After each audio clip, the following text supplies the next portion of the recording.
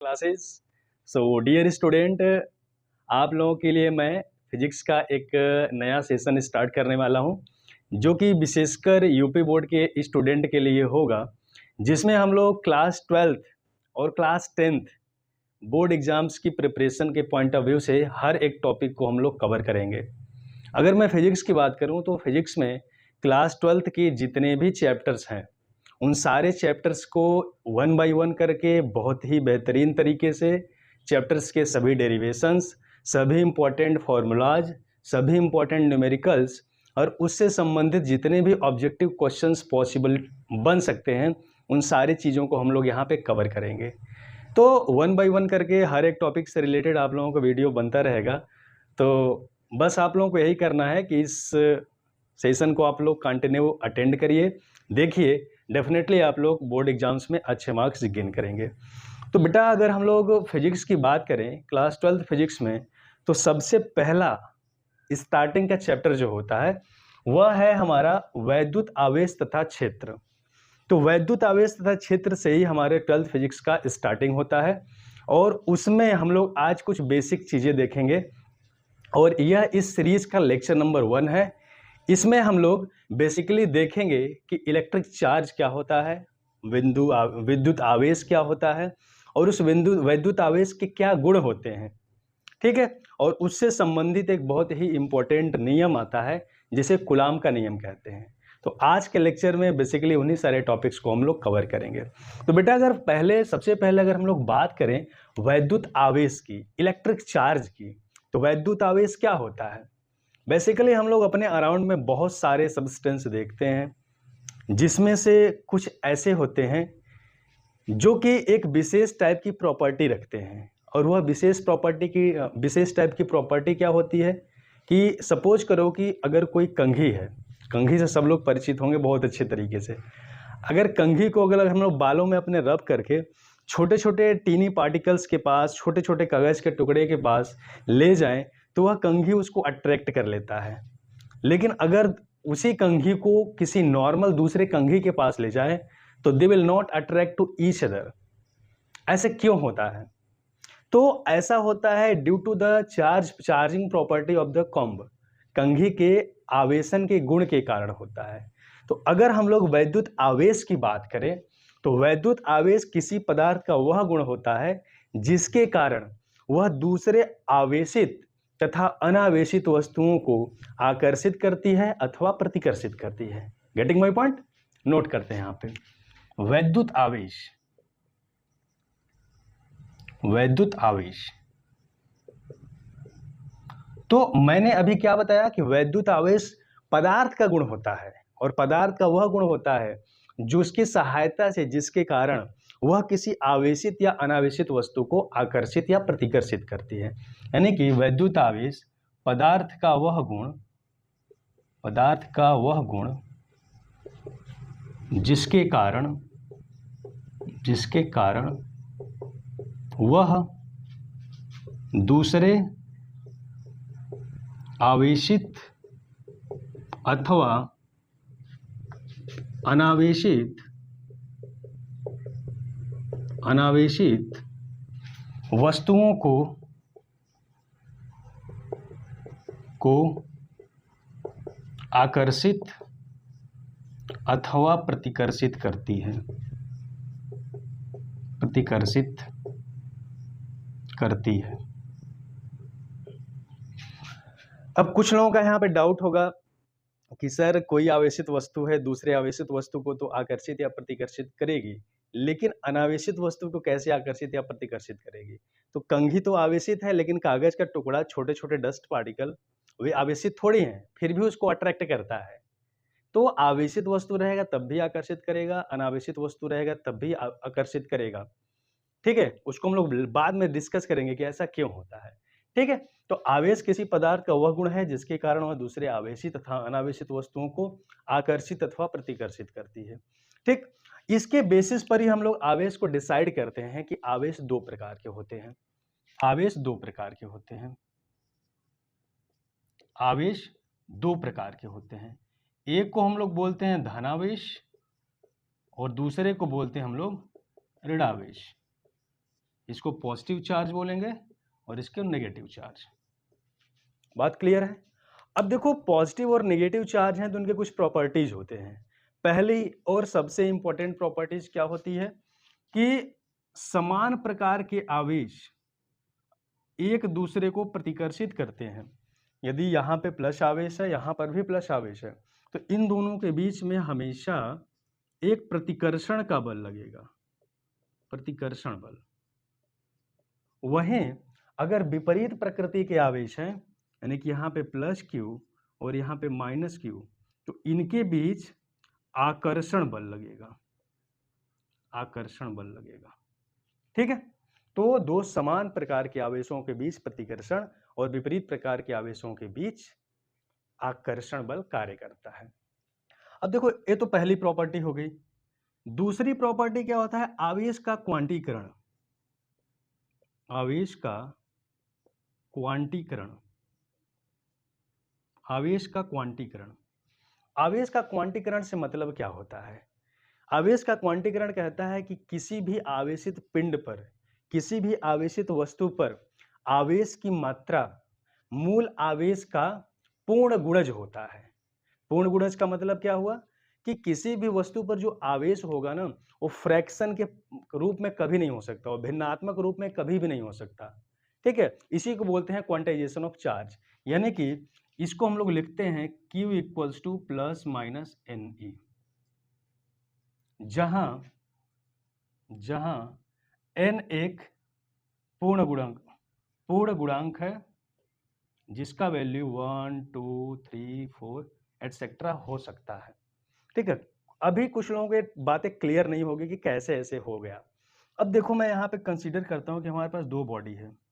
ठीक है, यहाँ पे एक बॉडी, यहाँ पे दूसरी body. This is A, this is B. ठीक है, and at normal condition both are is neutral.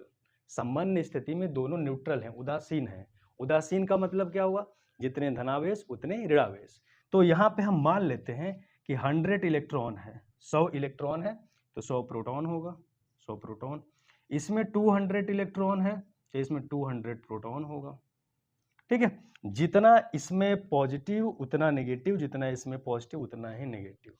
ठीक है, अब मान लो यहां से यहां पर आवेश को स्थानांतरित करना है, आवेश को ट्रांसफर करना है। तो आवेश को ट्रांसफर कैसे किया जा सकता है, आवेश को स्थानांतरित कैसे किया जा सकता है? तो इसकी तीन विधियां होती हैं: घर्षण विधि, चालन विधि और प्रेरण विधि।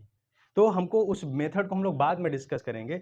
अब सपोज करो कि यहाँ पे हम लोगों ने दोनों को रब किया, दोनों में घर्षण किया और घर्षण के कारण ए से इलेक्ट्रॉन बी पर ट्रांसफर होने लगा। अब सपोज करो ए से बी पर 10 इलेक्ट्रॉन गया, ए से बी पर 10 इलेक्ट्रॉन गया, तो यहाँ पे कितना का पॉजिटिव चार्ज आ जाएगा? यहाँ पे +10 हो जाएगा और यहाँ पे क्या हो जाएगा? -10 हो जाएगा। मतलब +10E का मतलब क्या है? पॉजिटिव चार्ज, इस पे नेट पॉजिटिव चार्ज ज़्यादा हो गया और इस पे नेट नेगेटिव चार्ज ज़्यादा हो गया। उसी तरीके से सपोज करो कि अगर यहाँ से 50 इलेक्ट्रॉन्स निकलता है तो यहाँ पे क्या हो जाएगा? +50E हो जाएगा, यहाँ पे -50E हो जाएगा।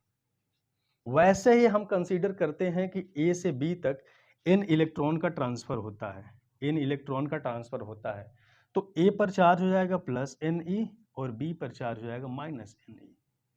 मतलब कि इसी को हम लोग शॉर्ट फॉर्म में लिख रहे हैं Q इक्वल्स टू ±NE। कहने का मतलब यह है कि अब चलो बी और ए से चार्ज का ट्रांसफर हो रहा है, तो क्या पॉसिबल है कि यहाँ से केवल आधा इलेक्ट्रॉन, 1/2 इलेक्ट्रॉन या 3/2 इलेक्ट्रॉन ए से बी पर ट्रांसफर हो सकता है? नॉट पॉसिबल एट ऑल, किसी भी कंडीशन में पॉसिबल नहीं है। क्यों नहीं पॉसिबल है? पॉसिबल इसलिए नहीं है क्योंकि इस यूनिवर्स में, इस ब्रह्मांड में अस्थायी अवस्था में जो मूल आवेश होता है, जो न्यूनतम आवेश होता है, उसको बोलते हैं ई। यहाँ पे ई क्या है? ई होता है मूल आवेश, ई होता है मूल आवेश, और इस ई का वैल्यू होता है 1.6 इंटू 10⁻19 कूलम। जब इससे छोटा चार्ज, जब इससे मिनिमम चार्ज पॉसिबल ही नहीं है, तो how can we transfer less than this charge from one body to another body?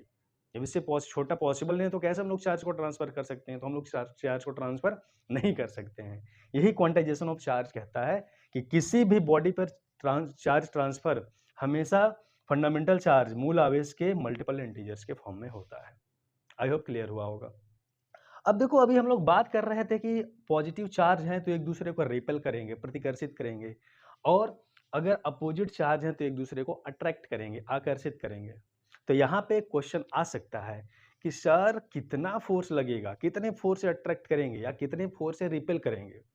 तो इसको न्यूमेरिकली एक्सप्रेस करने के लिए, न्यूमेरिकली बताने के लिए एक नियम दिया गया, जिसे कुलॉम्स लॉ कहते हैं, कुलाम का नियम कहते हैं, और यह कुलाम ने दिया था, इसलिए उनके ऑनर में कुलाम का नियम कहते हैं। तो कुलाम का नियम हम लोग देखते हैं कि कुलाम का नियम क्या कहता है। कुलाम का नियम, कुलाम का नियम, कुलाम का नियम कहता है कि दो आवेशों के बीच कितना फोर्स लगेगा, इसके बारे में डिस्क्राइब करता है। कुलाम का नियम कहता है कि अगर दो स्थिर बिंदु आवेश, मान लो यहाँ पे आवेश Q1 है और यहाँ पे Q2 है, दो स्थिर बिंदु आवेश के बीच लगने वाला वैद्युत बल, लिख लो स्टेटमेंट, दो स्थिर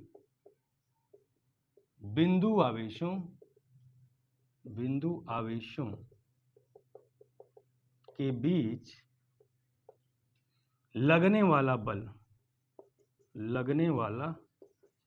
F, दो बिंदु आवेशों के बीच लगने वाला बल F दोनों आवेशों के गुणनफल के समानुपाती, F proportional to Q1 into Q2, दोनों आवेशों के गुणनफल के समानुपाती और उनके बीच की दूरी के वर्ग के व्युत्क्रमानुपाती, यानी कि F प्रोपोर्शनल टू 1/r² होता है ना।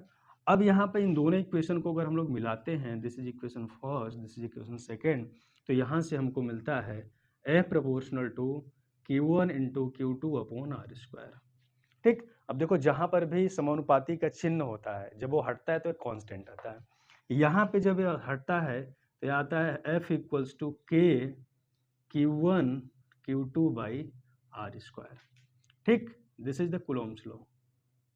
K यहाँ पे एक नियतांक होता है, K एक नियतांक है, इसका वैल्यू होता है K equals to 1/4 pi epsilon 0 epsilon r। ठीक है, अगर यहाँ पे K का वैल्यू पुट कर दें और माध्यम को अगर वायु ले लें, मतलब कि अगर वायु में दोनों आवेश r दूरी पर रखे हुए हैं तो उसके लिए एप्सिलॉन r का वैल्यू क्या होगा, 1 होगा। तो यहाँ पे अगर हम लोग वायु के लिए epsilon r equals to 1, in that case F equals to हो जाएगा 1/4 pi epsilon nought Q1 into Q2 by r²। ठीक है, अब यहाँ पे जो सिंबल्स हैं उनके बारे में थोड़ा हम लोग देख लेते हैं, यानी कि F equals to 1/4 pi epsilon 0 Q1 into Q2 by r²। यहाँ पे देखो, यहाँ पे जो एप्सिलॉन r हम लोग लिखे हैं, एप्सिलॉन r को बोलते हैं सापेक्ष विद्युतशीलता,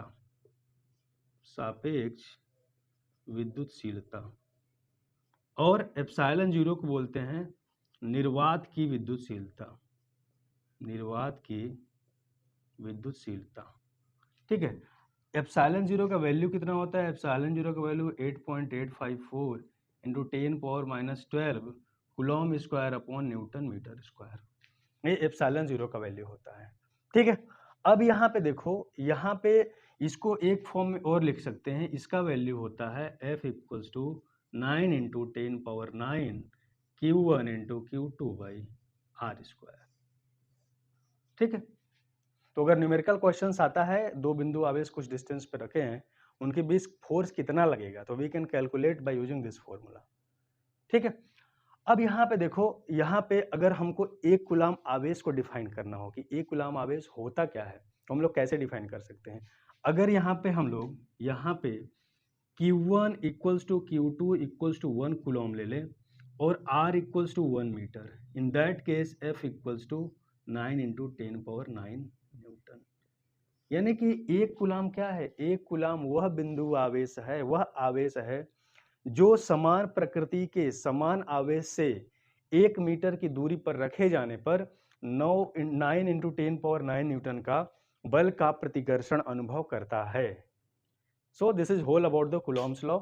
और इसमें अगर एक चीज और हम लोग देखें, यहाँ पे एप्सिलॉन जीरो का वीमा पूछता है कि एप्सिलॉन जीरो का निर्वात की विद्युतशीलता का वीमा क्या होता है।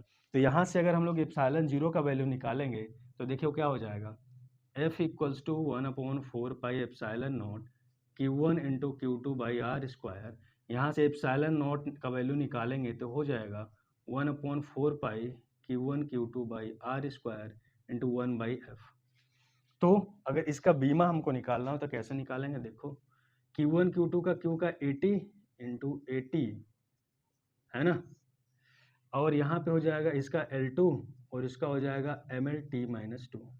ठीक, यहाँ से इसको अगर हम लोग सॉल्व करते हैं तो ये आ जाएगा A2T2 अपॉन, यहाँ से हो जाएगा ML3T-2। इसको अगर हम लोग सॉल्व करेंगे तो आएगा M-1 और यहाँ पे L-3 और T⁴ A⁴2। इस तरीके से क्या है, एप्सिलॉन नॉट की बीमा निकल गई। तो आई होप सारी चीज़ें आप लोगों को समझ में आई होगी, और अगर फिर भी कोई डाउट होता है तो आप लोग कमेंट सेक्शन में कमेंट करके बता सकते हैं। फिर मिलेंगे एक नए वीडियो में एक नए टॉपिक के साथ, तब तक के लिए okay, thank you very much.